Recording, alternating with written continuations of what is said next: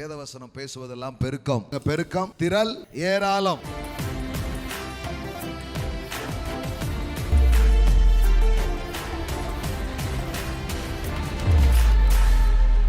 வேதவசனம் முழுவதும் பெருக்கத்தை பற்றி பேசு. உங்களுக்கு பெருக்கம் வேண்டாம்னா இந்த பைபிளும் தேவையில்ல, தேவனும் தேவையே கிடையாது. எனக்கு இதே போதும், அங்கேயே உட்காந்துக்கப்போ. வாழ்க்கையை இன்னும் நல்லா வாழணுமா, வாழ்க்கையை இன்னும் புரோஜனமாக்கிக்கணுமா, வாழ்க்கையில் இன்னும் உங்கள் சந்தோஷத்தை பெருக்கிக்கணுமா, இன்னும் ஆரோக்கியமா, இன்னும் செழிப்பா, இன்னும் ஏராளத்தோடு நீங்கள் வாழணுமா, கடவுள் உங்களை அழைக்கிறார். அதுக்கு தான் கடவுள். அந்த தரித்திர வாழ்க்கை வாழ்கிறதுக்கு அவர் தேவையில்லை. பாருங்களேன், சும்மா எப்படியோ வாழ்ந்துட்டு போயிடலாம். அப்போ எங்கேயுமே பஞ்சத்தையும் ஏழ்மையையும் குறைவையும் ஆதரித்து பைபிள் என்ன பண்ணல, பேசலை.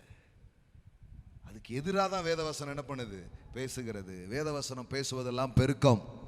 எல்லாம் சொல்லுங்க, பெருக்கம், திரள், ஏராளம். நல்லா சவுண்டா சொல்லுங்க, பிக் இஸ் குட். யோசிச்சு பாருங்க, உங்க கையில எவ்வளவு இருக்கணும், உங்க கையில நிறைய இருக்கணும். ஆமென். உங்ககிட்ட நிறைய இருக்கணும் கடவுள் நினைக்கிறார்.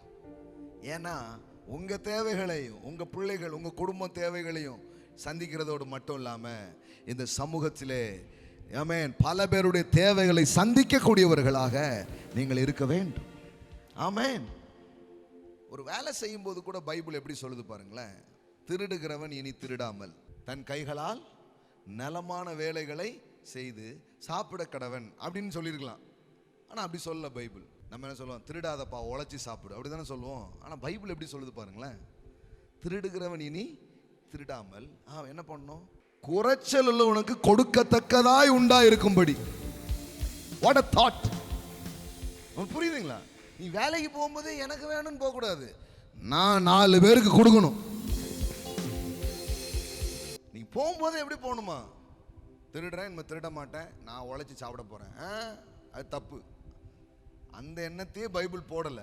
நீங்க பிசினஸ் பண்ணாலும் வேலை பண்ணாலும் என்ன பண்ணாலும் எதுக்கான், கர்த்தாவே இந்த கை வாரி இறைத்தான், ஏழைகளுக்கு கொடுத்தான், அவன் நீதி என்றைக்கும் நிற்கும் என்று எழுதியிருக்கிறபடியே ஆகும். ஆமென், ஆமென், ஹல்லேலூயா. இப்போ வந்து தேடுறாங்க, எதை கொடுக்க, கடைக்கு ஒன்று இங்கே தானே வச்சிருந்தேன் அப்படின்றாங்க. அப்படி தேடி கொடுக்கக்கூடாது. இந்த நியூ இயருக்கு சிலருக்கு நான் கொடுத்தேன், நான் இந்த பையெல்லாம் நிறைஞ்சிருந்து, எவ்வளோ கொடுத்தேன்னே தெரியாது. இந்த பையில் அப்படி கை விட்டேன், இப்படி ஒரு குத்த எடுத்தேன், ஒருத்தருக்கு கொடுத்தேன். இந்த பையில் கை விட்டேன், இப்படி கொஞ்சம் எடுத்தேன், இன்னொருத்தருக்கு கொடுத்தேன். இப்படி தான் கொடுத்தேன். இப்போ வாங்கினவங்க தான் சொல்லணும் எவ்வளோ இருந்தது, எனக்கு தெரியவே தெரியாது. சும்மா கவுண்ட் பண்ணி கொடுக்கறதுலாம் கிடையாது. வாரி இறைத்தான், ஏழைகளுக்கு கொடுத்தான்.